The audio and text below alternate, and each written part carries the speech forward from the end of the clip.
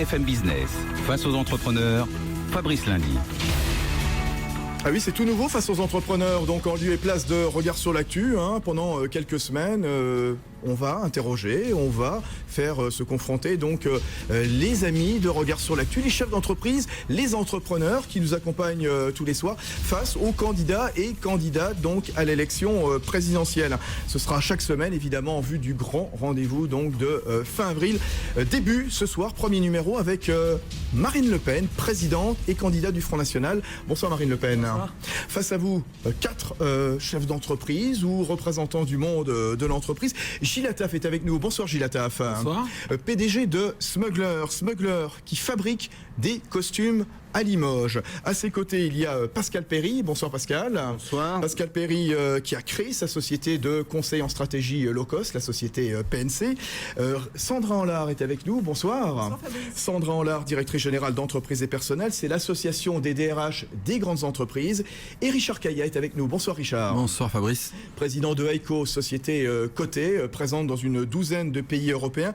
Aiko, c'est une société donc de communication spécialisée dans la grande distribution et la grande consommation. Alors pendant 1h30, dialogue entre vous, Marine Le Pen et donc ces 4 représentants, ces 4 entrepreneurs, sur leurs préoccupations, sur leurs attentes, donc en vue de 2012. Des questions aussi sur vos propositions. Propositions économiques qu'on va résumer, tant que faire se peut, bien entendu, avec Benaouda Abdelrahim, rédacteur en chef ici à BFM Business. On l'écoute et puis on se retrouve juste après. L'essentiel, c'est l'abandon de l'euro. La présidente du Front National table sur une nouvelle monnaie dévaluée de 20 à 25%. L'un de ses conseillers économiques a plutôt évoqué une dépréciation de près de 10%. La Banque de France aura pour ordre de se substituer aux investisseurs internationaux, autrement dit de fabriquer de la monnaie afin de prêter à l'État une centaine de milliards d'euros par an. Un bouleversement monétaire, puis une relance budgétaire. Jusqu'à 1,4 fois le SMIC, les salaires seraient augmentés de 200 € net en les exonérant de cotisations sociales. Une contribution de 3% sur les importations serait destinée au financement de cette mesure prise en charge par l'État. Un fonds de réindustrialisation serait instauré en prélevant 15% des résultats des 50 plus importants groupes en termes de capitalisation boursière. Les ressources d'Oseo seraient doublées et les business angels bénéficieraient de nouveaux dégrèvements fiscaux. L'impôt sur les sociétés deviendrait progressif avec 3 taux en fonction de la taille de l'entreprise, 15, 25 et 34%. Au préalable, la candidate du Front National entend fusionner l'impôt sur les sociétés avec la contribution économique territoriale qui a remplacé la taxe professionnelle. Voilà, donc Benaouda Abdelrahim, rédacteur en chef ici à BFM Business. Question de fiscalité, la défense des PME, les questions de protectionnisme et la sortie de l'euro qui est un petit peu, j'ai l'impression, l'acte fondateur. Alors Pascal Perry, on vous donne la parole et puis juste après, oui. Marine Le Pen. Pascal Perry qui a fondé PNC. Bonsoir Madame Le Pen. Bon, nous avons tous conscience autour de la table que la France, avec d'autres, traverse une grave crise. Nous considérons souvent que c'est une crise budgétaire. Les budgets ont été mal gérés plutôt qu'une crise monétaire. Donc nous sommes très désireux de vous entendre sur la sortie de l'euro. Vous devez savoir que nous avons tous des emprunts en euros. Nous avons des encours en euros. Et naturellement, le changement monétaire aurait des incidences sur la vie de nos entreprises. Quand on a emprunté en euros et qu'on doit rembourser dans une monnaie qui est différente, ça peut avoir une influence sur la valeur du remboursement. Et beaucoup de nos entreprises, vous savez, sont vraiment, non pas en difficulté, mais parfois pas très loin des difficultés financières. Et donc, ça aurait parfois, probablement, une incidence sur leur état de santé. Alors, racontez-nous, en quelques étapes, comment vous imaginez la transition monétaire. Marine Le Pen. Alors, d'abord, il faut quand même être très clair sur ce que j'ai dit à plusieurs reprises. J'ai dit à plusieurs reprises que je ne crois pas à la viabilité de l'euro. Je pense que la situation actuelle est une seringue dont on ne sortira pas par le piston et que la construction européenne et la mise en place d'une solidarité qui est intenable entre les différentes dettes des pays européens fait que la zone euro, je le crois, va s'effondrer. Je le dis depuis déjà un certain nombre de temps. J'ai d'ailleurs été la première à dire que la zone euro allait avoir d'énormes problèmes. À l'époque, on me riait au nez. L'euro était là pour 1000 ans, nous expliquait-on, il n'y avait aucune difficulté. C'est donc un problème monétaire pour vous, pas budgétaire. Non, je pense qu'en réalité c'est un problème monétaire parce que il vous a pas échappé, évidemment, vous êtes les acteurs principaux, que depuis la mise en place de l'euro, il y a eu deux phénomènes qui se sont déroulés. D'abord, on a eu la croissance la plus faible du monde dans la zone euro dans les 10 dernières années. C'est une croissance quasiment stagnante, alors que d'autres espaces monétaires avaient des croissances plus importantes. Et qu'il y a eu une évaluation de l'euro. L'euro qui, à un moment donné, je pense que ça devait être vers 2002, était à 0,84 $, s'est retrouvé au fur et à mesure du temps à 1,30 $. Or, qu'est-ce que je dis ? Je dis qu'un des problèmes majeurs de la compétitivité de nos entreprises, c'est la monnaie. C'est la surévaluation de la monnaie qui est un des inconvénients majeurs pour la compétitivité de nos entreprises. Or, on ne veut pas remettre en cause cette monnaie parce que cette monnaie n'est plus envisagée de manière pragmatique comme un instrument, elle est envisagée de manière dogmatique. C'est une sorte de religion pour lequel d'ailleurs on nous avait promis, il faut bien le dire, le paradis et qui nous a, je le crois, plutôt jetés en enfer. La simple sortie de l'euro n'est pas suffisante. Et je vais répondre tout de suite à une question que vous allez me poser. En réalité, le plan de vigueur que je propose, et qui s'oppose au plan de rigueur qu'on nous impose, est un plan qui s'appuie sur un trépied. C'est-à-dire la manière de soutenir et de relancer un pouvoir d'achat, parce que je pense qu'il ne pourra pas y avoir d'avenir pour les entreprises françaises si on assiste à un effondrement du pouvoir d'achat, le levier monétaire pour retrouver une compétitivité et un protectionnisme intelligent, raisonné, si on pouvait sortir des caricatures qui sont faites traditionnellement, où on va vivre en autarcie, fermer les frontières, ça n'est évidemment pas mon objectif. Mon objectif, c'est presque de faire de la microchirurgie, parce que c'est ça qu'il faut faire avec les droits de douane, en accord avec les entreprises dans le cadre d'un plan de réindustrialisation que j'ai appelé une planification de réindustrialisation qui se fait évidemment avec les industriels. Donc, je crois que le système qui a été construit est un système mortifère dont objectivement on ne peut pas sortir sans retrouver notre liberté monétaire. Et pour pouvoir avoir une monnaie qui corresponde à notre économie et nous rende compétitifs, on ne peut pas rester dans l'euro, sauf à imaginer, mais c'est quand même assez mal parti, que l'ensemble de l'Union européenne accepte de laisser se déprécier l'euro. On voit bien que ça n'est pas ce que... Ce ne serait pas le plus simple ?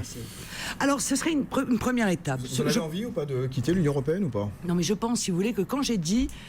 Donc, je reviens donc au début de mon explication, et j'ai dit, je pense qu'il faut anticiper le retour aux monnaies nationales plutôt que de subir un effondrement dont vous admettrez avec moi que s'il intervient, il va être cataclysmique. Et je pense que dans le cadre de cette préparation, de cette organisation du retour aux monnaies nationales, on peut effectivement passer, c'est une des propositions qui a été faite d'ailleurs par M. Rosa, par une première phase de dépréciation de l'euro, puisque ceci se déciderait avec les partenaires, avec nos partenaires européens. De combien alors ? Est-ce que vous l'avez chiffré, cette dépréciation ? Oui, mais si vous voulez, c'est l'objectif qu'il faut avoir, plutôt que, vous le savez bien, plutôt que la manière. Je vais vous expliquer pourquoi. Parce que Nomura, quand il a fait son analyse, la banque Nomura, a fait une analyse, une hypothèse de retour à des monnaies nationales. Bon. Mais quand il a fait cette hypothèse, on voit d'ailleurs que le marque s'apprécie un peu, que le franc nouveau se déprécierait de 10%, mais à l'époque, l'euro est à 1,40 ou 1,30 quand il fait cette hypothèse. Demain, il peut être à 1,20 ou à 1,50. Donc, c'est l'objectif qu'il faut avoir en vue. L'objectif, c'est, parce que je crois que il n'y a qu'à ce niveau-là que nous pouvons récupérer une compétitivité par rapport aux pays qui nous font un dumping social, environnemental et monétaire. Ce serait entre 0,9 et 1,15 $. Toutes les entreprises, et Pascal Perry a démarré donc cette émission en disant on a emprunté donc en euros et on aurait des emprunts à rembourser qui seraient encore plus chers. Cette dépréciation que vous estimez à 10% si on revenait aux francs, c'est ça, Marine Le Pen ? C'est-à-dire qu'on n'aurait plus d'euros dans ces conditions. Oui, mais alors par exemple, Gilles Attard, vous... La masse, pardon Fabrice, ouais. la masse monétaire à rembourser serait appréciée, elle augmenterait. Vous avez en France des entreprises qui ont des résultats nets, parfois à 0, parfois à 1 ou à 2 points. Pour ces boîtes-là, comment on fait ? Non mais encore une fois, moi ce que je veux, c'est faire une parité, 1 franc, 1 euro. Mais ça va coûter extrêmement cher à l'économie française, non? Ça veut rien dire, ça. En soi, ça veut rien dire. Là, actuellement... Mais un franc, un euro, ça veut dire un franc égale un euro, ça veut dire que le nouveau franc le nouveau franc, vaudrait, évidemment, oui. c'est pas l'ancien franc. Vous voulez le débaptiser. Évidemment, Voilà, le nouveau c'est franc, la confusion. le franc 2012, en quelque sorte, vaudrait un euro. Alors ça crée la perturbation, c'est ceux qui nous écoutent. Ça veut dire quoi? Ça veut dire que la baguette qui était à 1 euro vaudrait un nouveau franc, que le loyer qui est à 400 euros serait à 400 nouveaux francs. Quel est l'objectif pour moi? C'est d'éviter la perturbation monstrueuse qu'on a pu voir lorsqu'on est passé du franc à l'euro, avec la valse des étiquettes, avec la double comptabilité, la double caisse, qui a entraîné, encore une fois, une déstabilisation de notre système économique. Gilles Attaf, vous à la tête de Smuggler, les entreprises, elles sont prêtes, elles envisagent comme ça, dans des scénarios extrêmes, ultimes, un retour au franc ou au nouveau franc, en tout cas la fin de l'euro, comme le préconise Marine Le Pen? Au franc Le Pen, on va pouvoir appeler ça comme ça peut-être, le nouveau franc serait le franc Le Pen. Que va valoir le franc Le Pen au niveau international et par rapport à nos partenaires européens? Moi, c'est une question que je me pose. Est-ce que parce que c'est vrai qu'au plus fort de la crise... Ça a été fait, ça a été analysé. Ce que je voudrais dire, c'est que ce que je reproche beaucoup à la vie politique française, c'est qu'autant en Allemagne ce débat existe, autant c'est vrai qu'en France il n'existe pas. C'est-à-dire dès que vous remettez en cause l'euro, vous êtes plus face à des anathèmes. Non mais c'est vrai, c'est souvent comme ça sur les plateaux politiques. On est plus face à des anathèmes que face à des réflexions pragmatiques. C'est pour ça que vous êtes en face de chefs d'entreprise. Je suis parfaitement d'accord. Mais ce que je veux dire, c'est qu'il y a quand même la Banque centrale suisse a travaillé sur cette hypothèse. La Grande-Bretagne a travaillé sur cette hypothèse. Des grandes entreprises françaises, on le sait aujourd'hui, ont travaillé sur des hypothèses de retour aux monnaies nationales. Et il est sain de le faire d'ailleurs, parce que, encore une fois, on voit bien quand même, permettez-moi, qu'on est quand même dans la politique de l'improvisation au niveau européen et qu'on ne sait pas du tout comment va terminer tout cela. En tout cas, moi je le sais et je pense que ça va se terminer très mal. Paul Krugman, que j'avais ici à votre place hier soir, qui est prix Nobel d'économie, nous disait que finalement le pire était derrière nous et qu'on commençait à envisager donc finalement un avenir plutôt radieux, et peut-être que le sommet européen d'hier soir en est un exemple. Alors il est très contradictoire avec lui-même, Monsieur Krugman, parce qu'au-delà du fait qu'il nous propose de baisser tous les salaires de 20%, ce qui serait quand même un petit peu une régression. Non mais il s'est prononcé. Je parle pas de salaire, je parlais de la stabilité de la zone euro. Il s'est prononcé pour une sortie concertée de l'euro. Il a dit la seule chose que devrait faire l'Union européenne, c'est se réunir et organiser le retour aux monnaies nationales. Et il a dit d'ailleurs, il est aussi facile de tomber en faillite avec la couronne qu'avec l'euro, mais il est beaucoup plus facile de sortir de la faillite avec la couronne qu'avec l'euro. Donc il y a quand même des points de convergence dans les analyses que nous pouvons faire, même si je ne partage pas sa volonté de baisser de 20%. On vous retrouve dans un instant. Marine Le Pen, candidate du Front National à l'élection présidentielle, face à 4 entrepreneurs réunis ce soir ici à BFM Business, qu'on va retrouver dans un instant. Je voudrais absolument entendre dans un instant Richard Caillat, Sandra Anla, et puis toujours avec nous Gilles Attaf et Pascal Perry. Bonne soirée, à tout de suite. Et Marine Le Pen est face aux entrepreneurs candidats du Front National. On était avec Richard Caillat, Sandra Anla, Gilles Attaf et Pascal Perry. Quand on vous écoute, Marine Le Pen, le désendettement de la France pourra se faire grâce à la sortie de l'euro. On vient d'en parler, on va y revenir bien entendu, et au protectionnisme national. Ce protectionnisme national doit s'accompagner d'un plan de réindustrialisation organisé avec le monde de l'entreprise, dites-vous, de façon progressive. Alors quand on parle des questions industrielles, des questions de produire en France, du Made in France, qui est très présent dans les programmes des différents candidats à la présidentielle. Gilles Attaf est avec nous, c'est le PDG de Smuggler, qui fabrique des costumes et qui n'a jamais voulu se délocaliser. Vous êtes resté, Gilles Attaf, installé dans la Haute-Vienne, à Limoges. Vous avez une question, vous avez une réflexion à Marine Le Pen? Oui, alors justement, à ce propos, on parle beaucoup des relocalisations en ce moment, c'est devenu un thème à la mode dans la campagne présidentielle. Je crois qu'en fait, ça a été récupéré, mais au départ, c'est une vraie volonté des consommateurs, des clients. Nous, on le ressent depuis des années, d'avoir une traçabilité du produit, de promouvoir un savoir-faire. Je voulais savoir ce que vous comptez faire pour les entreprises qui, elles, n'ont pas délocalisé. Parce qu'on parle beaucoup des relocalisations, mais nous, on n'a jamais délocalisé, parce qu'aujourd'hui, il y a un peu un effet d'aubaine pour certaines entreprises en disant on va relocaliser, on va reprendre le Made in France à notre compte. Voilà. Est-ce que vous avez des idées pour des entreprises qui n'ont pas fait disparaître leur savoir-faire, parce qu'aujourd'hui le problème numéro 1, je pense, c'est que dans l'industrie, il y a beaucoup de savoir-faire qui est parti. Aujourd'hui, c'est difficile de retrouver un savoir-faire quand on l'a perdu. Voilà. Que faire pour les entreprises qui n'ont jamais délocalisé? Alors Marine Le Pen, votre réponse? Bon, la réponse va être d'ailleurs multiple. La première chose pour sauver les entreprises, c'est de sauver le marché. Pour sauver le marché, il faut qu'il y ait de l'argent. C'est-à-dire qu'il faut que vous ayez des clients. Si vous n'avez pas de clients, vous n'aurez plus de marché. Ça veut dire que moi, je m'oppose au cure d'austérité pour des raisons aussi pragmatiques. C'est que tout ce qui contribue aujourd'hui à créer une austérité dans notre pays va entraîner un grippage de l'économie. Donc la première des mesures que je peux, c'est paradoxal, mais de soutien aux entreprises, ce sont les 200 € que je propose de faire prendre en charge par l'État de la part salariale des cotisations sociales. Pourquoi j'ai fait ça et pas une augmentation du SMIC?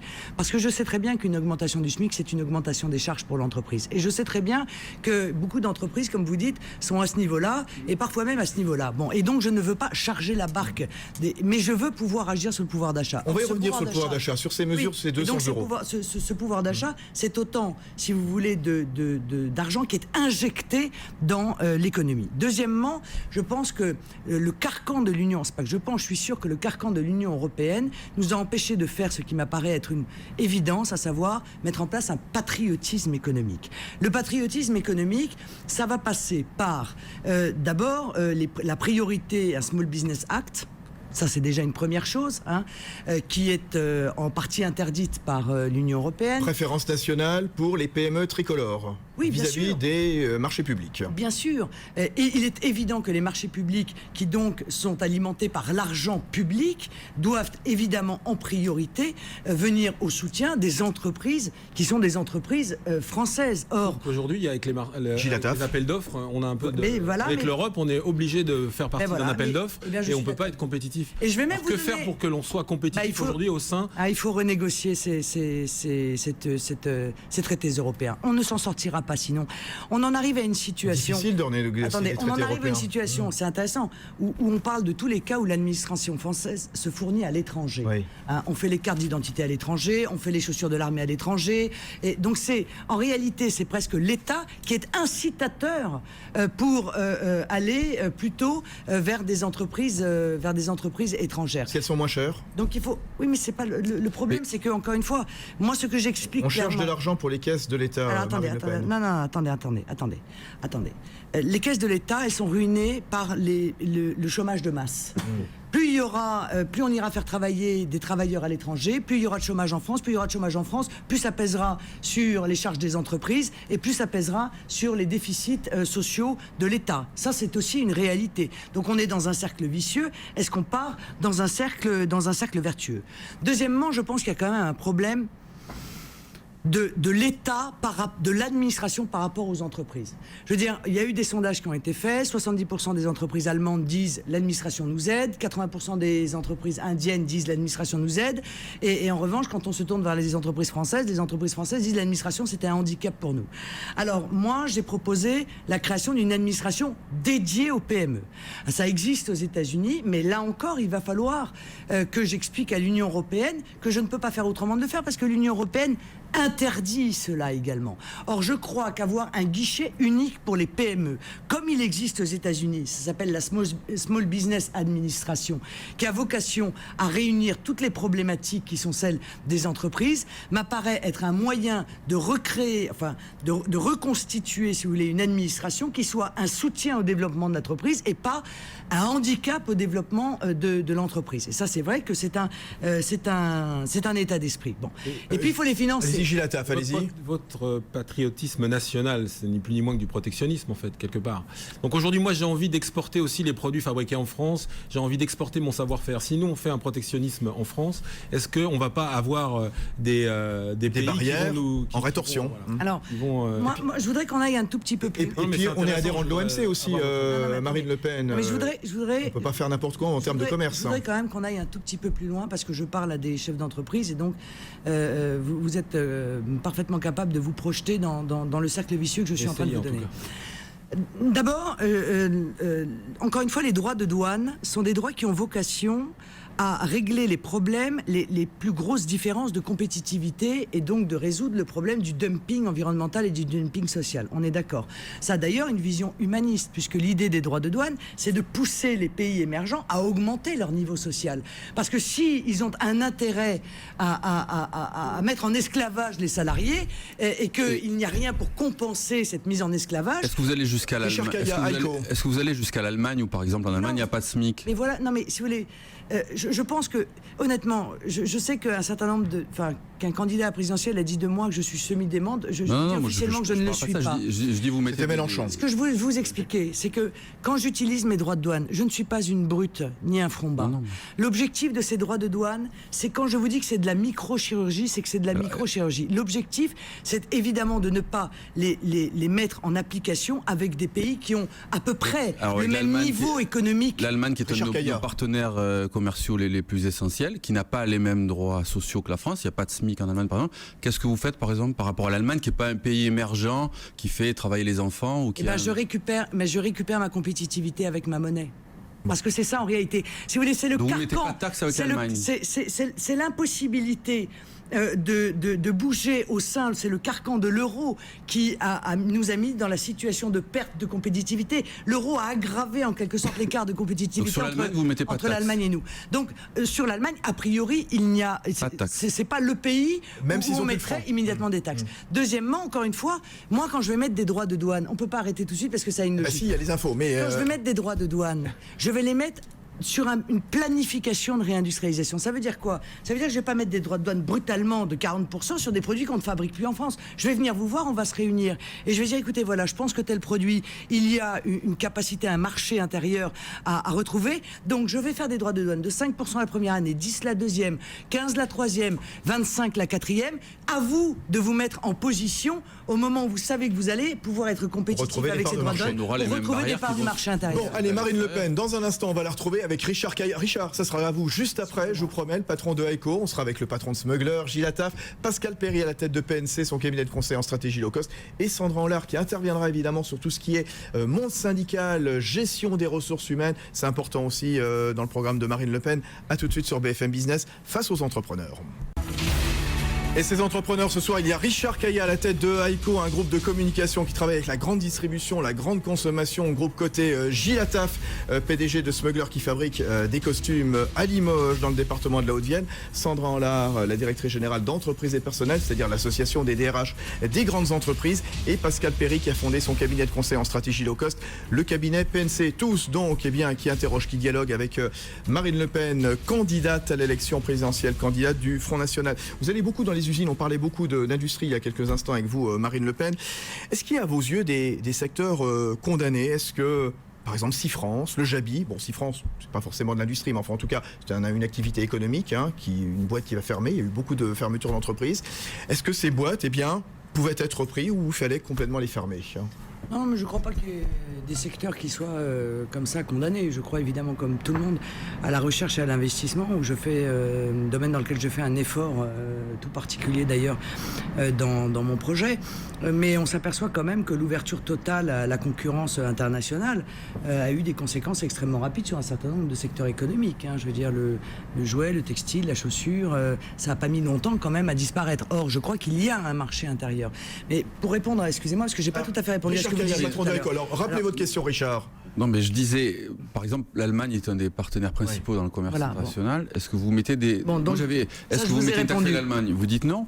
Mais à chaque fois que vous allez progressivement monter des taxes protectionnistes, vous savez bien que vous allez, face à nous, faire monter par réciprocité les mêmes taxes dans les autres pays. C'est-à-dire qu'on va moins importer, certes, vous allez protéger le marché français, mais vous allez aussi obstruer, pour nous, les perspectives... Alors, je crois pas... Est-ce que pour un jeune chef d'entreprise aujourd'hui qui démarrait, vous lui conseilleriez de ne travailler que sur le marché français, pour les consommateurs français, avec des salariés français, pour produire français?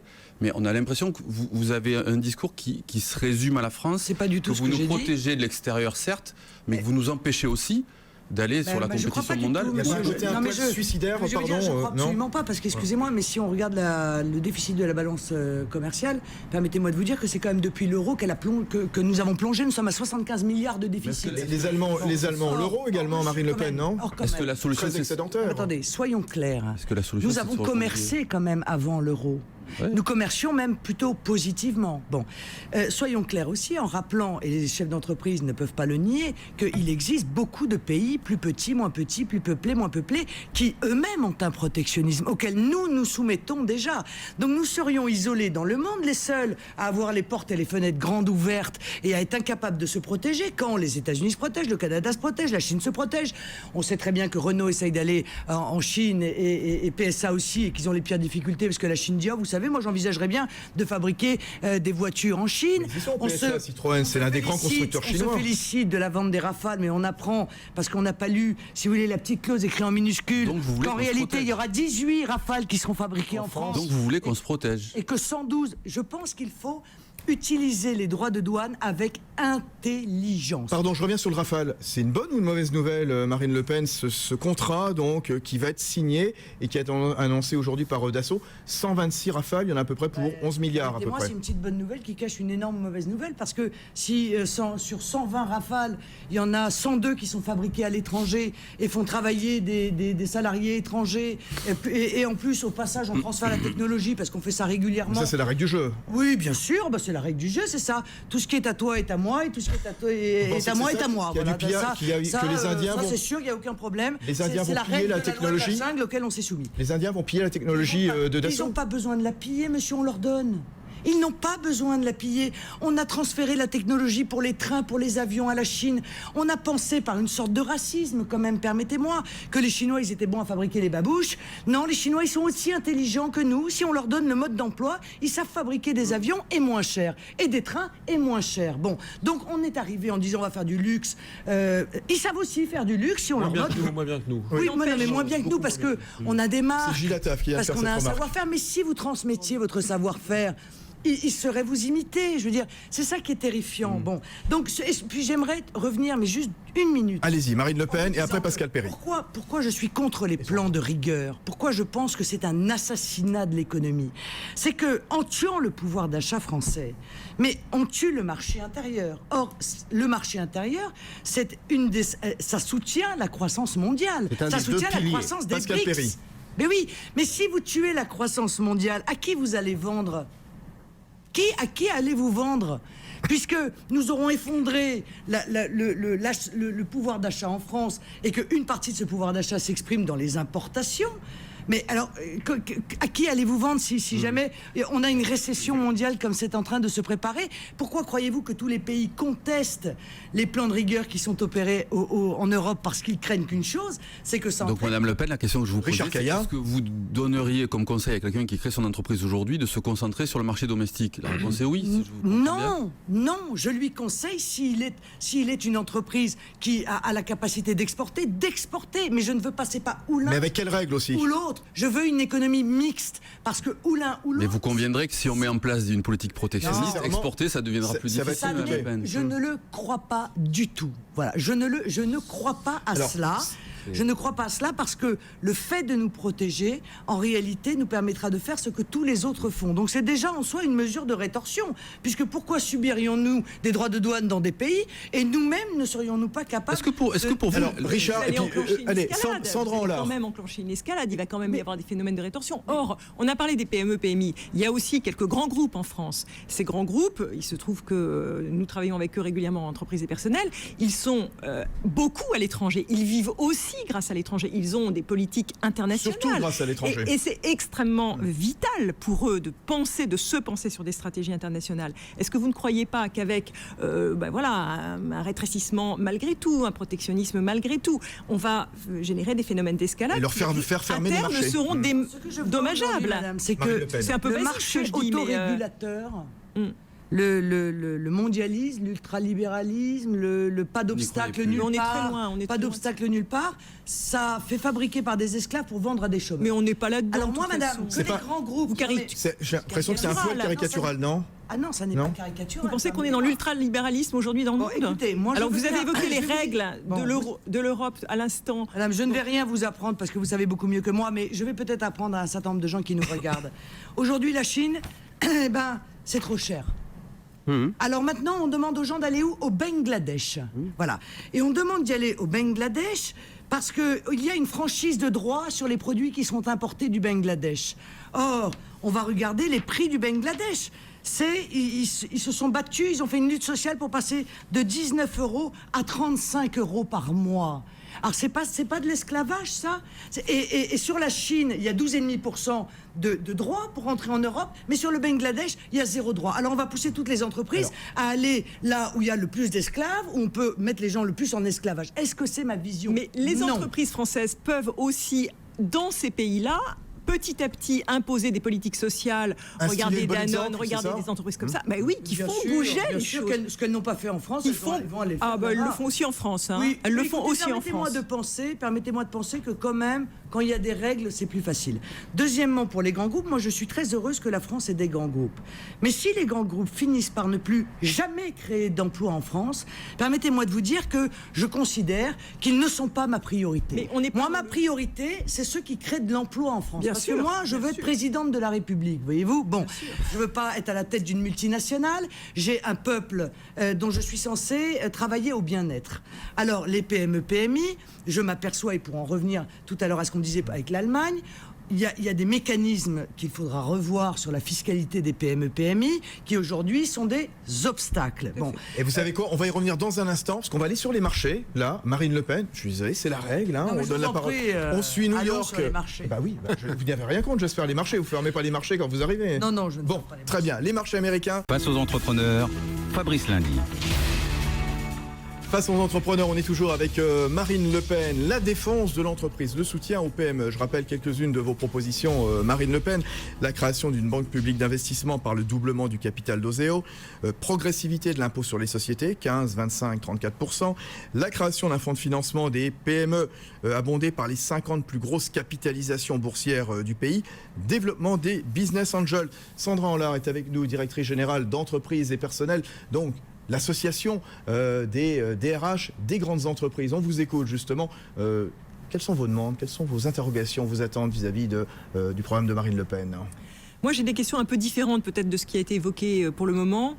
Ce qui m'intéresse, c'est aussi ce qui se passe à l'intérieur de l'entreprise. En particulier, toute la question de la négociation sociale, du dialogue social, est quelque chose sur lequel j'aimerais bien vous entendre. Comment est-ce que vous concevez la relation au syndicat? Quelle place vous avez envie de donner à la démocratie sociale? Comment vous envisagez l'évolution de ce dialogue social? Bref, c'est un sujet sur lequel Et quel doit être le rôle de l'État aussi, Nicolas Sarkozy a proposé donc des accords de branche dimanche soir. Il leur donne 2 mois aux partenaires sociaux. Le rôle de l'État aussi important. Allez-y, Marine Le Pen. Le problème, c'est que je crois que ce dialogue social est juste épouvantable en France. Et pour une raison quand même assez simple, c'est qu'il n'y a pas de syndicats représentatifs libres. Voilà. Donc la première chose à faire pour avoir une véritable démocratie sociale, c'est permettre la liberté de création de syndicats. Casser le monopole. Ou casser le monopole des 5 centrales de 1946. Vous appelez libre, c'est quoi libre? Mais libre, c'est-à-dire qu'un syndicat, comme un parti politique, se crée, se présente, s'il a des adhérents et qu'il est représentatif, il est autour de la table et il est reconnu.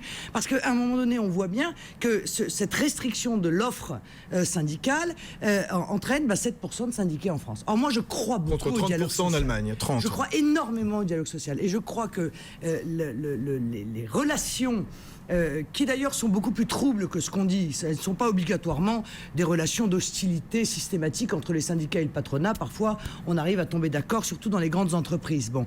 Mais la création de syndicats libres sera le moyen de faire avancer la qualité du travail dans l'entreprise. Voilà. Moi, je crois profondément à la qualité. Je crois au chemin dans l'entreprise. Et ça, c'est vrai que ce sont des choses qui sont immatérielles, mais qu'il faut se poser comme question. Avant, quand on entrait dans l'entreprise, c'était un chemin chemin de vie. On savait quel était le chemin. On se mariait un peu quand même avec l'entreprise. On avait une visibilité à long terme. Aujourd'hui, c'est vrai que l'ultra-précarisation qu'on veut nous vendre d'ailleurs à tout coin de rue, eh bien, crée une inquiétude et d'abord des vraies difficultés de vie personnelle pour les salariés, les emprunts, mais également une inquiétude sur l'investissement qu'il va mettre dans l'entreprise. Comment est-ce que je m'investis dans un mariage si on me dit, oh bah, tu sais, il y a de grandes chances pour que dans un an, ils partent. Bah, c'est sûr qu'on n'a pas tellement envie de s'investir, effectivement. Or, je crois, moi, que les salariés sont attachés à leur entreprise, qu'ils participent de la richesse de l'entreprise. Et pourquoi je vous dis ça ? Et parce que je l'ai mis en place, ça, dans mon projet. Pourquoi j'ai voulu créer une réserve légale de titres de 15% d'actions ou de parts sociales pour les employés. Parce que je pense, sans droit de vote, il ne s'agit pas d'avoir un droit de vote, mais il s'agit de dire... Pourquoi ne pas leur donner le droit de vote, justement, quitte à les associer complètement? Parce que ça n'est pas le sens de ma démarche. Ouais. Le sens de ma démarche... C'est la répartition de la richesse. Voilà, le sens de ma démarche, c'est de dire l'entreprise n'appartient pas seulement au capital. L'entreprise appartient aussi aux salariés, aux travailleurs. Or, ce que je dis, c'est que... Non mais d'accord, mais ce que je dis, c'est que ces parts vont être distribuées... Les scopes dont on a beaucoup parlé à l'occasion de attendez, non, mais ça vous plaît ou pas le modèle? Attendez une seconde. Non, la différence avec ma proposition et ce qui a été fait avec la participation... Ou l'intéressement, c'est que ça n'entraîne pas une baisse du résultat de l'entreprise. Parce que la participation se fait en amont et par conséquent, elle baisse la valeur de l'entreprise. Or, le fait d'avoir une réserve légale de titres qui soit distribuée à part égale à tous les salariés qui sont dans l'entreprise, sur quelle base? Sur la base du salaire? Sur une base numérique? Non. Numérique. Il y a 100 personnes dans l'entreprise, vous divisez par 100. Exactement, on divise par 100, parce que je crois que chacun à son niveau, justement, et ça c'est quelque chose qui est capable de réconcilier, si vous voulez... Donc ça, vous allez l'imposer? Oui, je vais l'imposer. D'accord, à toutes les entreprises françaises? Sur un certain temps, oui, sur un certain temps. Y compris au PME, PMI, c'est-à-dire que... Et donc ça diminuera la mobilité? Non, il est évident que... Dès qu'il y a 5 personnes... Il est évident qu'on va commencer évidemment par un salarié qui aura des titres de son entreprise. Par les grandes entreprises. Alors d'abord, action sur le pouvoir d'achat. Oui, mais... Deuxièmement, action psychologique sur l'appartenance de l'entreprise, qui en partie appartient à ceux qui y travaillent. Il peut changer facilement d'entreprise ou pas, ce salarié qui a des titres? Oui, parce que c'est au moment M. Mais il ne les conserve pas en sortant de l'entreprise. Comprenez-moi bien. Il n'est pas propriétaire à titre individuel. C'est une propriété collective. Tous les salariés qui sont présents dans l'entreprise au moment de la distribution, eh bien, se voient, recevoir leur part à part égale. Si le salarié part de l'entreprise, il ne la valorise jamais. C'est un peu le principe des scopes. Vous savez, dans une scope ou dans une coopérative, il y a ce qu'on appelle une réserve impartageable qui est attachée à l'outil de production, qui n'est pas distribué. Mais là, finalement, c'est valorisé par qui et pour qui? C'est-à-dire, si vous voulez, encore une fois, c'est l'idée. Il faut bien voir à quoi ça correspond, cette idée. L'idée n'est pas uniquement de donner un pouvoir d'achat comme pour les participants. Non, mais j'ai compris. L'idée, c'est pas empêcher, si vous voulez, de pas dévaloriser l'entreprise, mais permettre de dire à un salarié, au-delà de votre salaire, vous allez venir à la répartition du produit, de la richesse de l'entreprise, tant que vous êtes salarié. Mais ça n'a pas d'incidence sur les actions, sur la géographie du capital. C'est donc une distribution du revenu de l'entreprise et pas de ses actions ou de ses parts sociales s'il s'agit d'une SARL. Non. Évidemment, il y a une influence sur la répartition du capital. 15% du capital, pas brutalement, pas du tout. Non, mais c'était ma question, Madame Le Pen. Comment ça se valorise? Parce que moi, si je suis propriétaire d'actions dans une entreprise, si j'ai envie de les valoriser, je peux les vendre. Mais est-ce que c'est le cas, là, dans votre scénario? Non. Ah oui, mais alors quel intérêt? C'est propriétaire à titre un peu honorifique, pardon, là je comprends pas. Si on peut pas en user. Qu'est-ce que je gagne? Attendez, les dividendes, c'est la distribution. C'est psychologique. Les dividendes, ils viennent à la... on perçoit des dividendes, les revenus des actions, s'il en existe. C'est une sorte d'usufruit en quelque sorte. Voilà, c'est pour ça. C'est-à-dire que la nue-propriété appartient collectivement aux salariés et l'usufruit appartient aux salariés qui sont présents dans l'entreprise au moment de la distribution. On ne peut pas se les revendre. Ça freine la mobilité. Oui, simplement un mot.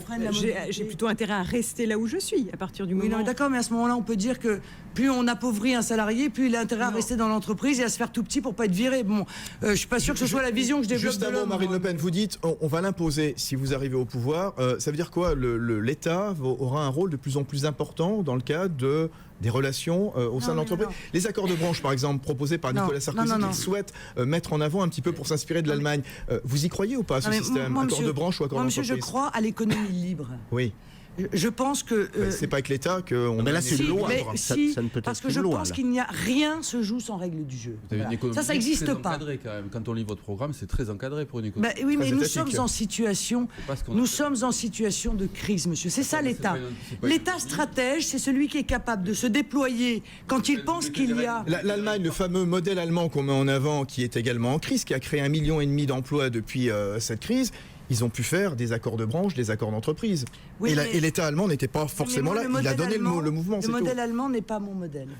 Le modèle où les gens ont des salaires de 300 € avec lesquels ils ne peuvent pas vivre, c'est pas mon modèle. Madame Le Pen, dans votre programme, vous mettez des règles quand même dans beaucoup d'endroits, y compris tout à l'heure, on en reparlera. Il y en avait zéro, monsieur, excusez-moi, il faut bien en réintroduire. D'accord, mais vous allez bloquer les prix sur un certain nombre de produits, vous allez intervenir dans les négociations entre les marques et les distributeurs. Vous savez quoi, Richard Caillat de ECO, le pouvoir d'achat, notamment ces 200 € supplémentaires pour ceux qui gagnent moins de 1 500 €, on va y revenir dans un instant. Il y a énormément d'interventions. On va laisser passer les infos, parce que ça passe très très vite. C'est-à-dire pas vraiment une économie libre. Moi, très entre nous, encore une fois, un État stratège qui lutte contre les ententes et les abus, je pense que c'est son rôle, il ne l'a pas fait. C'est juste sur le qualificatif d'un État libre, d'une économie libre.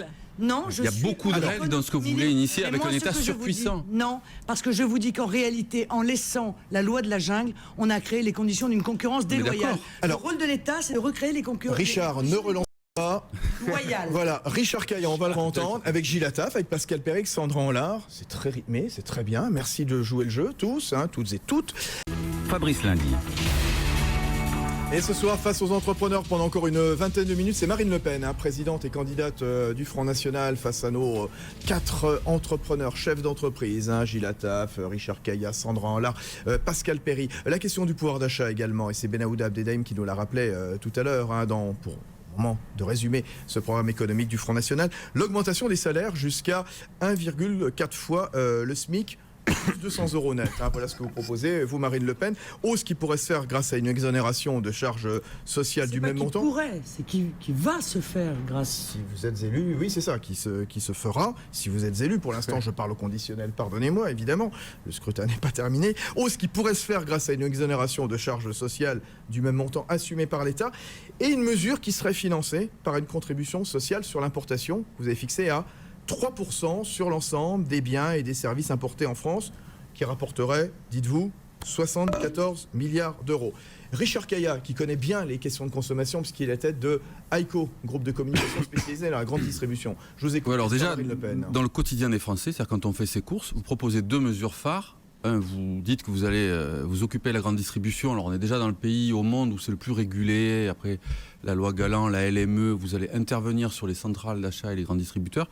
Et 2, vous allez fixer les prix d'un certain nombre de produits, vous dites essentiels, le lait, le beurre, les œufs, etc. Donc ça paraît aujourd'hui complètement irréaliste, en tout cas réalisé. Donc comment vous faites et comment vous intervenez sur la grande distribution? Alors d'abord, ce qui est réaliste, c'est de voir des gens faire la queue derrière les poubelles du supermarché pour aller chercher des choses. Mais comment vous bloquez les prix de produits aujourd'hui? Donc quand il y a des produits, oui, les produits de première nécessité, Mais comment vous bloquez les prix, Madame Le Pen? Les blocs. Mais comment vous faites si le fabricant de beurre a ses frais qui montent, il a l'énergie qui lui coûte de plus en plus cher, le transport lui coûte de plus en plus cher, vous dites, vous montez pas le prix du beurre? Ce sont des négociations qui se font au niveau... C'est pas une négociation, ça, si vous bloquez le prix. Permettez-moi, écoutez, moi je veux bien mais on va parler de la grande distribution, il faudrait 1 heure. Non, mais là je vous parle de bloquer les prix. Je vais vous dire, la grande distribution... Non, là vous bloquez les prix, je parle pas des distributeurs. Je parle même des fabricants. Comment vous bloquez les prix? On les bloque au niveau des distributeurs. Et après avoir discuté avec les producteurs, dont on s'apercevra d'ailleurs au passage que si on voyait les marges qui sont faites par un certain nombre de grands distributeurs par rapport aux producteurs, on s'apercevrait qu'il y a juste légèrement un tout petit excès qui fait que les producteurs, les éleveurs, les producteurs de lait, les petits industriels sont comme ça par la grande distribution. Marge avant, marge arrière, j'en passe. Vous connaissez tout ça probablement. probablement beaucoup mieux que moi. Mais il n'en demeure pas moins qu'aujourd'hui, on a mis en place des conditions de abus de position dominante, dirons-nous. Alors qu'est-ce que vous faites sur les centrales d'achat? D'abord, il faut faire un diagnostic. Je pense que la grande distribution a tué 1 million d'emplois dans le petit commerce dans notre pays. Bah oui, mais c'est la réalité. Ouais, d'accord, mais les distributeurs aujourd'hui, ce sont les premiers employeurs, ce sont les premiers contributeurs fiscaux dans les entreprises, dans les régions, dans les pays. Non, écoutez, vous pouvez pas faire des opérations aussi. Non, parce qu'un magasin avec 2 employés, si vous rapportez ça au nombre de mètres carrés d'une grande distribution, le supermarché qui est à côté, il emploie des gens, madame. Non, mais il emploie des gens. Il paye beaucoup d'impôts. Il paye beaucoup d'impôts localement, le supermarché. Le patron de Système U, il fait travailler. Non, mais d'abord. Et il paye beaucoup d'impôts, Serge Papin, et des groupes comme Casino, Leclerc, etc. Ce sont des gens qui contribuent énormément fiscalement dans les régions. Écoutez, permettez-moi et qui emploient beaucoup de monde. Il y a de la grande distribution qui égorge les producteurs. C'est pas ils les font vivre, c'est qu'ils les maintiennent à ce niveau-là et eux se font des marges de plus en plus importantes et ils réclament des baisses de marge de plus en plus importantes. Si vous regardez les résultats des groupes de distribution et vous les comparez aux résultats des groupes agroalimentaires, donc moi je veux rien, je vous l'ai dit tout à l'heure, je veux recréer la concurrence. Je pense qu'il n'est pas sain d'avoir de la grande distribution dans des conditions de... Il y a une solution, Pascal Perry. Madame Le Pen, c'est l'abaissement du seuil de concentration. Oui, vous le feriez ? Mais bien entendu, et j'étais contre la loi LME qui a permis d'ailleurs d'ouvrir des magasins, des filiales de grande distribution dans les centres-villes. Je suis contre cela. Voilà, je veux que renaisse le petit commerce. Pourquoi aussi? Parce que je n'ai pas qu'une vision commerciale, permettez-moi. J'ai aussi une vision de vie des centres-villes qui ont besoin de vivre, le contact social, etc., etc. Or, je m'aperçois que la grande distribution, non seulement a capté une partie des bénéfices qu'elle a tirés, elle, de l'importation de produits dans notre pays, mais que deuxièmement, les ententes captent une partie du pouvoir d'achat des Français et que les ententes ne sont pas sérieusement combattues. Moi, quand il y a des ententes de téléphonie où quand même les groupes se sont fait 3 milliards de bénéfices grâce à ces ententes et qu'on les condamne à 300 millions d'amendes, eh bien tant qu'on n'aura pas mis en place les conditions pour que la sanction permette qu'ils obtiennent 0 bénéfice de leur fraude. Quelle sanction alors? Qu'est-ce que vous proposez? Le niveau du bénéfice issu de la fraude. Ça fait une grosse amende. Ah oui. Eh bien, croyez-moi, ils ne recommenceront pas 2 fois. C'est dissuasif. Pascal Perry. Il y a, vous savez ce que... Et les consommateurs, derrière, c'est eux qui ont payé les ententes. Il faut quand même le savoir. Vous savez, Madame Le Pen, qu'il y a des dépenses que les économistes qualifient de dépenses contraintes, préengagées.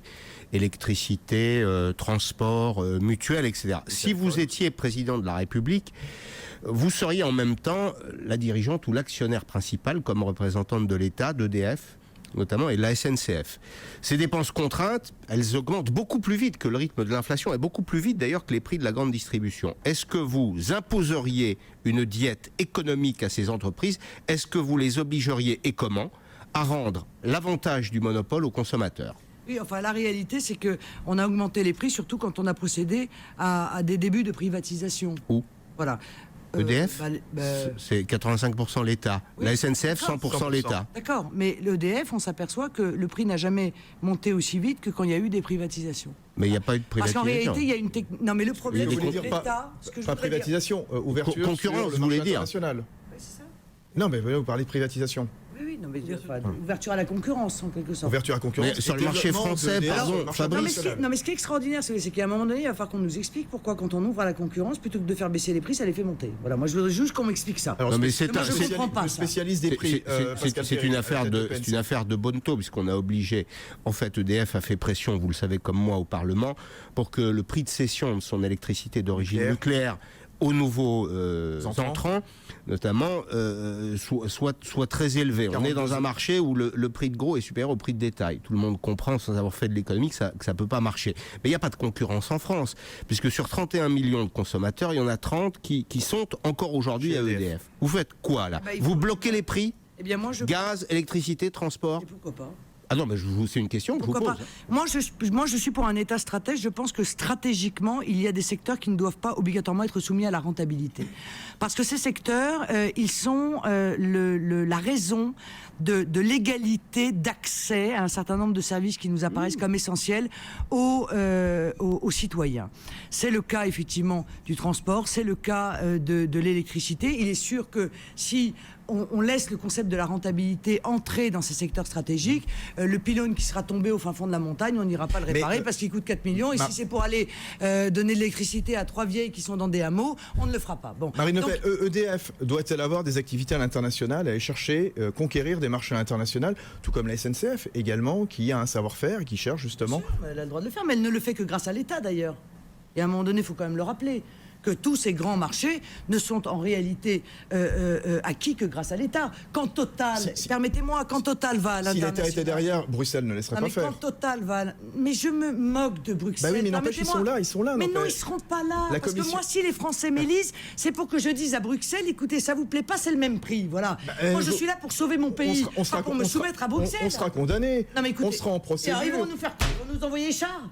Non, ils nous retireront les allocations, les aides, les fonds structurels. C'est notre argent qu'on leur verse et qu'ils nous rendent. Et encore, ils en gardent 7 milliards au passage. C'est facile de dire on s'affranchit de Bruxelles. Il y a des règles qui sont là. C'est pas facile. Parce que si c'était facile, tous les candidats vous le diraient. Alors si vous voulez rester dans le carcan de l'euro et de Bruxelles, vous allez avoir le choix. Il y a Bayrou, Eva Joly, Sarkozy, Hollande, Mélenchon. Tous veulent rester dans ce carcan-là. Moi, je dis que rien n'est possible. Un peu ça aussi. Je voudrais je vous dis poser... que rien n'est possible si on ne sort pas de ce carcan. Voilà, c'est clair, je l'ai dit, je ne me suis pas caché de ça. Non mais attendez, il y a le Sinon, je peux rien faire. En un mot, pardon, Madame Le Pen. Je ne peux pas mettre le Small Business Act, je ne peux pas créer... Ah non, l'Union Européenne l'interdit. Je ne peux pas donner un avantage... Vous ne pouvez pas mettre la taxe de 3%. Je ne peux pas mettre la taxe de 3%, je ne peux pas... je ne peux rien faire. Et d'ailleurs, il faut que je soumette mon budget à Bruxelles pour qu'ils me disent si j'ai le droit de le faire voter en l'état. Donc vous interdisez à EDF d'aller à l'international. Donc je suis une... Pardon ? Donc vous demandez à EDF de ne pas aller à l'international. Mais ça n'a rien à voir. Encore une fois, pourquoi est-il contradictoire d'avoir des services publics dont l'État... Parce que Mme Le Pen, pour être compétitif à une échelle internationale, on est obligé de gagner de l'argent à un moment donné, pour aller dans des nouveaux marchés, pour investir, pour être compétitif, pour avoir des entreprises qui rayonnent. Et pour proposer il faut gagner, il faut faire des à bas prix pour le consommateur. Le problème, c'est que gagner de l'argent, c'est bien. Faire des profits pour réinvestir, c'est la règle de l'économie. C'est la base du chef d'entreprise. Total, qui n'obtient à l'étranger des contrats que grâce à l'action de l'État français et qui fait des milliards de bénéfices, a payé 0 impôt en France en 2009. Est-ce que vous croyez que c'est normal ? Mais c'est pas normal, mais est-ce que vous pensez que c'est uniquement pour des pensées mal fondées? Total se bat avec qui? Total se bat face à des groupes qui ont quelle pratique, Madame Le Pen? Total discutait avec de Margerie, il vous expliquera qu'il se bat avec des groupes notamment américains qui ont des pratiques auxquelles les groupes français, si on veut lutter, parce que si on veut fermer Total... Des groupes américains qui font du protectionnisme, et qui font du patriotisme économique. Mais si on veut se battre à cette échelle-là, ou alors, c'est ce que je vous disais, on revient sur le territoire français, on se bat plus avec Exxon, dont on annonçait tout à l'heure les 35 milliards de dollars de profit, on se bat plus avec ces gens-là, on reste entre nous. Est-ce que j'ai l'impression que vous nous rêvez un peu comme une grande Suisse. On est entre nous avec notre monnaie, notre économie. D'abord, la Suisse est un pays exportateur déjà. Bon, oui. Mais non, mais c'est pas grave. C'est un pays qui se mêle de rien. Ça peut arriver. Non, mais c'est pas un mauvais exemple. C'est un pays qui s'occupe d'abord de lui, qui se mêle de rien. Regardez leur balance commerciale, vous serez étonné, honnêtement. Oui, mais d'accord, mais il y a les services financiers aussi. Attention, bon. La Suisse vous inspire. Mais non, ça n'est pas ce que je dis. Ce que je dis, c'est que, encore une fois, je ne crois pas qu'il faille faire un choix entre le marché intérieur et les exportations. Ce que je vois, c'est qu'on abandonne le marché intérieur au bénéfice d'aide à des grandes entreprises qui, certes, obtiennent des contrats, mais qui, moi, en France, ne créent pas d'emplois et ne payent pas d'impôts. Alors justement, comment vous allez aider les PME aujourd'hui? Comment vous allez aider les PME, justement, par rapport aux grandes entreprises qui aujourd'hui... D'abord, il y a deux choses. La première chose, c'est de les financer, les PME, parce qu'elles sont en rupture de financement. Elles ont un problème phénoménal. Moi, je débloque 10 à 12 milliards par l'intermédiaire de la mise en place d'un fonds qui va être financé par les 50 plus grosses capitalisations boursières. Ils ne perdent pas de l'argent, ils l'investissent dans un fonds de PME-PMI. Sur 5 ans. 15% de leurs profits remboursables en 5 ans. Exactement. Bon, ça va débloquer 10 à 12 milliards par an pour financer les PME-PMI. C'est donc pas les 1 milliard de Nicolas Sarkozy, c'est beaucoup plus que cela. Ces grands groupes vont rester en France, à votre avis, quand ils vont être imposés à cette phase c'est pas une sollicités à cette hauteur? Attendez, ils vont pas être imposés. Ça n'est pas un impôt, ça n'est pas une taxe, ça ne les dévalorise pas puisque c'est un investissement. Et ils ne perdent pas la propriété de leur argent. Donc non, je crois que ça manque de trésorerie, disons. Ça n'entraînera, oui, enfin... je ne crois pas qu'eux aient des énormes problèmes, en l'occurrence, de trésorerie. En revanche, ceux qui créent de l'emploi, les PME, PMI, les TPE, eux, ils ont des problèmes de trésorerie. Alors, il faut absolument les financer, et je pense que c'est plus intelligent de le faire comme je le propose. Bon. Une sorte de réserve légale de réindustrialisation pour les PME et les PMI. Il y a un autre problème, c'est le seuil des PME de 250 personnes. Voilà. Il y a un moment donné, on n'arrive pas à faire des grosses PME, parce qu'aussi, qu'est-ce que vous voulez, on ne permet pas aussi aux gens, aux chefs d'entreprise, de pouvoir réaliser sa plus-value une fois dans sa vie. Moi, je crois qu'il faut l'autoriser. Il va peut-être falloir revoir l'amendement Charras et autoriser une fois à réaliser la plus-value. Parce qu'au bout de 250, une entreprise de 250 personnes, le chef d'entreprise, il est épuisé, il est fatigué, il a envie de profiter, de s'acheter une maison ou un... Il a souvent investi son argent. Il a investi son argent, il a aussi envie, à un moment donné. Et souvent à ce seuil critique, permettez-moi, il vend à un grand groupe, souvent fatigué, il vend à un grand groupe. Mal. Il y a une perte de savoir-faire et une perte d'innovation, parce qu'on sait très bien que les grands groupes ne développent pas les innovations. Donc là, vous lui proposez quoi, alors ? Comme elles pourraient les faire.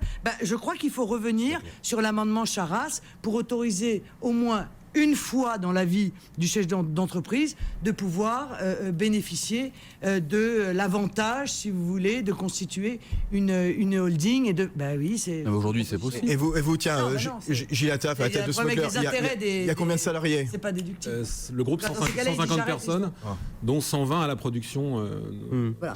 Et puis, il y a tout, excusez-moi, et puis il y a tout l'aspect fiscal, et je terminerai. Alors, attendez. Moi, j'ai une question fiscale sur les PME, parce que c'est intéressant. Gilles Attaf, très rapidement, dans un instant, et on terminera avec la fiscalité, la formation et les retraites. Tout ça, évidemment, en 5 minutes. Vous allez me dire, c'est pas possible, mais si, on va y arriver. Merci Marine Le Pen, à tout de suite. On va gratter un petit peu. Oui, BFM Business, face aux entrepreneurs, Fabrice Lundy.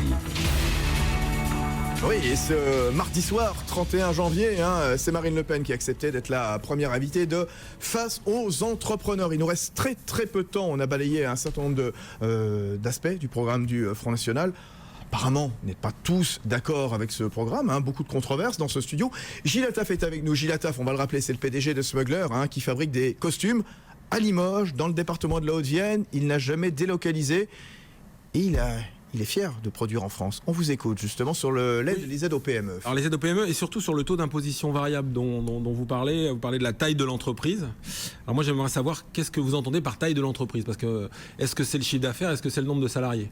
Parce qu'aujourd'hui ce qui est important quand même, c'est de créer des emplois, donc de privilégier les entreprises qui emploient beaucoup et pas celles qui obligatoirement font le plus de chiffre d'affaires. Ce sera probablement un mixte des deux, parce que je partage évidemment cet objectif. Donc je rappelle quand même pour ceux qui ne connaissent pas cette proposition, que d'abord je propose la fusion de l'IS et de la CET, avec alors là pour le coup c'est une idée prise en Allemagne, donc avec un taux 20% pour la part de l'État et le reste pour les collectivités territoriales. On va le rappeler, c'est ce qui a remplacé la taxe professionnelle. Je voudrais aussi, parce que vous avez tous des grosses entreprises et je vous en félicite, mais il y a quand même aussi les TPE. Les TPE, l'artisanat, qui crée quand même beaucoup d'emplois dans notre pays. C'est la première, l'artisanat, premier employeur de France. Et je tiens quand même à leur dire que jusqu'à présent, ils subissaient une taxation de leurs bénéfices qui était englobée en fait dans l'impôt sur le revenu. Donc ils se retrouvaient avec un taux qui allait jusqu'à 41% et même parfois plus 3, plus 4 points. Donc je crois qu'il faut séparer ça et qu'il faut permettre aux TPE d'être soumis à l'impôt sur les sociétés avec justement la progressivité de l'impôt dont je rappelle qu'elle est de 15, 25 et 34, donc très différent de ce que propose François Hollande, qui lui propose des modifications mais qui sont tellement dérisoires qu'elles n'ont absolument aucun sens. Qui va être à quel niveau ? Simplement, quand on grossit, quand on devient une entreprise qui réussit, qui embauche, et qu'on arrive au seuil des 250 salariés, est-ce qu'on a intérêt vraiment à grossir pour passer à la catégorie suivante et d'être surimposé ensuite ? Non, mais enfin, je veux dire, quand on est déjà à 250 salariés, c'est qu'a priori on se porte bien. Ce qui est triste, c'est qu'encore une fois, on se fasse englober dans un grand groupe qui va tuer toute innovation, volontairement d'ailleurs, parce que vous êtes un concurrent. Pourquoi les grands groupes tuent toute innovation? Je ne comprends pas du tout. Ils ne travaillent pas avec les entreprises? Non, mais pas un réseau qui doit se constituer? non, on s'aperçoit. Non, parce que excusez-moi, mais ça c'est la jurisprudence. On s'aperçoit que d'abord il y a des effets de comment dire, où le grand groupe achète l'entreprise pour en réalité tuer l'innovation parce qu'elle est en concurrence avec la sienne et qu'il a développé la sienne. Oui, ça arrive tout le temps, et c'est un gros problème d'ailleurs d'innovation dans notre pays, de brevets dans notre pays, c'est qu'il y a un certain nombre de brevets qui sont étouffés par les grands groupes. Bon, ça on le sait. Et deuxièmement, on s'aperçoit que les grands groupes développent moins bien souvent les innovations que ne le font les PME. C'est ainsi. Pascal Perry, à la tête du cabinet PNC. Alors, Sandra, oui, tout le monde veut parler. Sandra, voilà, moi, je ne suis pas du tout d'accord avec cette générale analyse. d'entreprise et personnel. D'abord parce que je pense que c'est un peu archaïque de considérer qu'il y a la grande entreprise et la PME à côté, etc. Je crois qu'aujourd'hui, travaillent ensemble, non? Il y a des réseaux, non? Un concept d'entreprise étendue qui fait que sur des territoires, il y a des excusez-moi, les rapports entre les sous-traitants et les sociétés en France. Alors là, pour le coup, sont quand même à améliorer. On a parlé du Rafale de Dassault Aviation tout à l'heure. Il y a toute une économie qui se crée autour du Rafale. Les PME travaillent pour les Oui, enfin, écoutez, permettez-moi, mais si on construit 18 Rafales en France... Déjà pour ces 18 Rafales, il y a tout aussi exister. Mais Fabrice, il n'y a pas que Rafale. Toutes les grandes entreprises françaises font travailler les PME. Non, mais Richard Caillat, je cite Rafale parce que c'est l'actualité du jour, c'est tout, mais j'aurais pu citer... Et le pôle de compétitivité, c'est l'alliance à la fois de PME, de grands groupes, et l'innovation, c'est là qu'elle se passe. On a l'impression que vous mettez des barrières. Je suis d'accord. C'est dans la collaboration. Bien sûr. Oui, non, mais ça, d'accord. Ça, c'est tout ce qu'on espère, mais on voit bien quand même que les relations entre les entreprises allemandes et leurs sous-traitants et entre les entreprises françaises et leurs sous-traitants sont quand même différentes. Pourquoi? Parce qu'à un moment donné, les entreprises françaises sont contraintes par un système qui les pousse à réclamer en permanence le moindre coût. Or ça, incontestablement, ça n'est pas poussé à l'innovation. Oui, et en Allemagne, les entreprises ils protègent plus. Vous disiez tout à l'heure que les salaires sont bas. Non, mais on ne parle pas des salaires, monsieur, on parle des rapports entre les entreprises et leurs sous-traitants. Oui. Je veux dire, dans les rapports souvent, les entreprises allemandes défendent plus leurs sous-traitants que ne le font les entreprises. Je ne dis pas d'ailleurs que c'est... salaires trop bas, vous l'avez dit vous-même tout à l'heure, madame Le Pen. D'accord, monsieur, mais honnêtement, les sous-traitants français ne font pas non plus des manifestations pour féliciter ceux avec qui ils travaillent, parce qu'on leur demande en permanence le moindre coût, et vous le savez bien, parce que nous avons des problèmes de compétitivité, parce qu'il y a des problèmes de fiscalité. Je ne dis pas que c'est de la faute de l'entreprise. Je ne dis pas c'est la faute de l'entreprise. Je vous décris une situation qui est liée, qui est la conséquence de plusieurs effets qui sont, en l'occurrence, cumulatifs. Bon. Pascal Perry. Sur la fiscalité. Vous avez la TVA sociale, on n'a pas parlé. Si, je vous ai demandé tout à l'heure ce que vous en pensiez, les annonces de Nicolas Sarkozy, notamment. Non mais moi il y a juste un... Non mais excusez-moi, vous êtes des chefs d'entreprise. Il y a quand même quelque chose que j'ai pas compris. Alors si vous pouvez me l'expliquer, ça va m'arranger. C'est qu'on nous dit que en réalité, il va y avoir la TVA sociale va représenter 2% de moins sur à peu près un tiers du coût. C'est ça. 2% de moins sur les salaires, c'est à peu près un tiers du coût, à peu près en moyenne. C'est variable selon les. Enfin en moyenne. Selon les secteurs. En moyenne. Il s'agit simplement de baisser la part. Oui, non, mais ça j'ai compris ça. D'accord, mais vous ne trouvez pas d'ailleurs. Mais le président de la République a dit. Excusez-moi, mais le président de la République a dit qu'il n'y aurait pas d'augmentation des coûts. Ça veut donc dire qu'il va falloir rogner sur les marges, des prix. Il va donc falloir rogner sur les marges. Il estime qu'il faudra jouer sur la concurrence, que vous jugez d'ailleurs insuffisante. Va produire. Écoutez, moi j'ai fait le calcul. Votre question. Écoutez, moi j'ai fait le calcul. L'effet, c'est que la perte du chiffre d'affaires est supérieure à l'effet du gain. Voilà. Alors, je vous le dis, si les prix des produits n'augmentent pas, les entreprises vont rogner sur leurs marges plus qu'elles ne profiteront des allègements qui leur ont été accordés. Si les prix n'augmentent pas, c'est ce qu'a dit le président de la République, je vous signale, hein, ça veut dire que les prix vont augmenter. Pascal Perry, allez-y, votre question. Deux questions pour terminer. Un des problèmes que vous avez évoqué, c'est celui du financement des entreprises. On finance les entreprises avec l'épargne. Est-ce que vous savez aujourd'hui quel est le taux de pression fiscale qui pèse sur l'épargne en France? Ça doit être 40... C'est 40%. C'est le taux le plus élevé pratiquement des pays européens. Vous voyez, on est loin de l'ultralibéralisme, là, quand on taxe l'épargne, la spéculation à 40%. Si vous êtes élu président de la République, est-ce que vous améliorez la situation fiscale de l'épargne? Je pense surtout qu'il faut dériver l'épargne vers l'investissement dans les PME, PMI par des incitations fiscales. Et d'ailleurs, on pourrait même le faire pour l'ISF. Après tout, Voilà quelque chose qui serait peut-être intéressant. Vous faites quoi de l'ISF, vous, Marine Le Pen ? Ce serait peut-être intelligent de pouvoir pousser ceux qui payent l'ISF à plutôt investir dans des fonds de soutien aux PME, PMI par des effets incitatifs. Oui, en partie, oui, mais... Qu'est-ce que vous faites, Madame Le Pen, sur les autorisations de licenciement ? Parce que vous dites que vous allez... Bonne question. Qu'est-ce que vous faites ? Vous allez encadrer le droit à licencier ? Vous savez, monsieur, vous voulez tout encadrer. Vous savez, monsieur, ce que je crois, c'est qu'on a un droit du travail et je suis pas sûr qu'il faille le bouleverser, contrairement à ce qu'on pense en situation de crise. Il y a toute une série de choses qu'il faut pas trop bouleverser sur un organisme qui est affaibli. C'est d'ailleurs le cas de la TVA sociale, dont je pense que elle est parfaitement inefficace parce qu'on ne fait pas une TVA sociale sur un marché déprimé. Ça n'a aucun sens. Vous ne touchez pas au droit de licenciement. Donc je pense pour l'instant que c'est-à-dire essayer d'obtenir sans création d'emploi, parce que c'est ça la vraie question, sans création d'emploi, cette sorte de mobilité et de précarisation du travail ne m'apparaît pas positive. La meilleure chance que peuvent avoir les entreprises françaises, c'est que l'État mette les conditions, mette les conditions pour créer l'emploi. Qu'est-ce que vous faites sur le droit de licenciement ? Précisément. Pour l'instant, je ne change pas les conditions du droit à licenciement. Vous parlez de plafonner les rémunérations des patrons ? Pas du tout. Pas du tout. Alors vous vous trompez. Non. J'ai dit non. Mais moi je suis beaucoup plus intelligente que les autres. Permettez-moi. De temps en temps, je me fais des compliments. Mais en l'occurrence, je joue sur la déductibilité. Voilà. Il y a au-delà d'un certain montant, on ne pourra pas déduire le salaire des dirigeants. C'est-à-dire, déduire de quoi ? Les déduire du résultat de l'entreprise. Et alors ça sert à quoi, finalement ? C'est que l'entreprise a le droit de régler, de payer des salaires qui sont phénoménaux, assez, mais ça ne rentre pas dans les charges de l'entreprise. Richard Caillard ? Alors qui paye ? Au-delà d'un certain montant. L'entreprise ? Si elle veut... Comment ? Alors, si l'entreprise paye, ça pèse bien sur son résultat, madame ?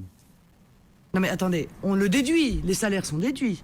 Les salaires sont dans les charges. Eh bien moi je vous dis qu'au-delà d'un certain niveau de salaire, au-delà de temps que je considère comme effectivement un gros salaire pour un dirigeant, le supplément ne sera pas déduit des charges. Voilà. Bon. Qu'est-ce que ça... On n'a pas été forcément convaincus. Mais vous avez compris quand même ce que j'ai dit. Je comprends pas de quoi vous voulez le déduire. Déduire de quoi ? Parce qu'il y a le chiffre d'affaires, Madame Le Pen. Non mais, monsieur... Et il y a les charges de salaire qui sont soit les charges du contrat de travail, soit les charges du mandat social. Vous évoquez le cas des mandataires sociaux.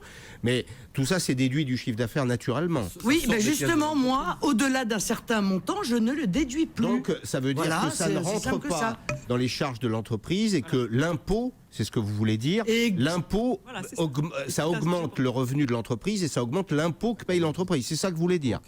Exactement. Bon, heureusement que vous êtes là. Les retraites. Un dernier mot. Qu'est-ce que vous faites ? Parce que faut clarifier la situation du Front National. On entend Jean-Marie Le Pen, qui parle de 65 ans. Vous dites 60 ans après 40 ans de cotisation. 40 annuités, oui. Alors c'est quoi ? C'est 60 ou 65 ? C'est que encore une fois, je pense que... Non mais c'est moi qui suis candidate. Oui, je sais. Donc on dit que Madame Le Pen... Il vous manque Comment ? Ah non, vous dites pas des choses pareilles. Non, pas du tout. Longtemps, on ne travaille pas plus longtemps. Je vous interroge comme les autres. C'est vrai, monsieur. Mais nous avons fait des efforts de compétitivité extraordinaires dont on n'a pas bénéficié, je pense, parce que ces efforts ont été captés. Et notamment, je le pense, capté par la grande finance. Et il y a une mesure dont j'ai pas parlé, dont je voudrais parler quand même, parce que c'est comme ça que je vais désendetter la France, moi, au-delà de créer l'emploi et de mettre des conditions pour les entreprises de pouvoir correctement faire ce qu'elles savent faire, c'est-à-dire créer de la richesse. Je ne vais pas créer de la richesse à leur place, c'est vous qui allez créer de la richesse, mais je vais vous donner les moyens de le faire. Bon, c'est de monétiser une partie de la dette et de revenir sur la loi de 73. Je pense que le public doit financer le public et le privé doit financer le privé. La loi de 73, la Banque de France pourrait être autorisée à prêter à l'État. Exactement. Bon. Et même j'ai modélisé... C'est interdit.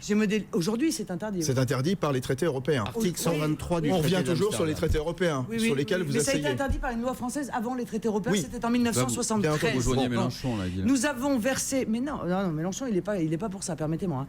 Non, parce que pour être pour ça, il faut être pour la monnaie nationale. Alors, M. Mélenchon, il n'arrive pas, là, il est sur un pied, il n'a pas choisi sur quelle branche il allait se mettre. Mais il veut prêter en direct. Donc moi, je suis cohérente. Au moins, vous pouvez m'accorder ça. Je monétise 100 milliards par an. 45 milliards en remboursement de la dette, 45 milliards en remboursement des intérêts, 10 milliards dans l'investissement, par un investissement dans l'économie française. Voilà, ça c'est mon choix. Et je ne vois pas, parce que j'ai regardé les autres, je ne vois pas comment vous pouvez croire à des gens qui vous expliquent qu'ils vont venir à l'équilibre budgétaire en 2017, n'est-ce pas, en faisant 1,5 milliard d'économies par an. Moi, j'aimerais bien savoir, parce que moi, j'ai fait le calcul, et j'ai regardé que pour arriver à l'équilibre budgétaire en 2017, il fallait 360 milliards d'austérité en 5 ans. Alors, le jour où ils vont à m'expliquer comment ils font, avec leur baguette magique, moi, j'ai prévu comment je faisais. 65 milliards par an à trouver. Vous êtes fixé les objectifs de... C'est ça. Vous êtes En fixé 2016, les objectifs ça fait 120 milliards à trouver. Vous êtes fixé des objectifs de zéro déficit, comme les autres candidats bien disent. sûr. On revient à l'équilibre là en 2016, autant en 2017. Monsieur. Oui, c'est quoi? J'ai fait mieux que ça. J'ai le plan de désendettement qui est fait. Il est publié sur le site de ma campagne. Quelle échéance? De manière extrêmement claire. Résorption à 30% de la dette actuelle à l'horizon 2025. Là, on parle de la dette, je parlais du déficit. Et résorption des déficits à l'horizon 2015. Assez rapide. Ben oui, mais pourquoi c'est rapide? Parce que moi, je fais aussi 70 milliards d'économies. Bon, on aurait pu revenir sur les détails des mesures, mais bon. On peut dire. Mais tout est sur mon site internet, j'ai fait l'effort, j'ai chiffré tout mon programme. Je vous en supplie, allez le regarder, faites-vous une opinion. Ceux qui sont intéressants, imaginons que vous soyez élu Marine Le Pen, donc le 6 mai prochain. Probablement, certains n'accepteront peut-être pas ce choix démocratique. Il va y avoir des manifestations peut-être dans les rues de France. C'est autorisé, hein, les manifestations. Bien entendu. Bon, peut-être un peu plus que que pour d'autres candidats.